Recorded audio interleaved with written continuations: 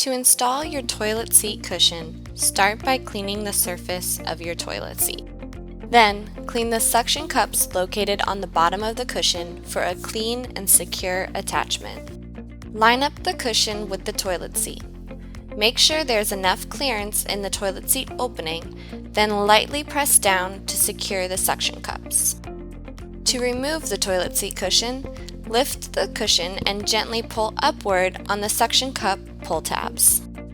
Or, you may use the included putty knife and gently slide it under each suction cup to break the connection.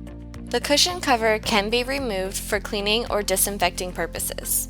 Simply locate the bottom zipper and unzip to easily remove the foam interior from the cover.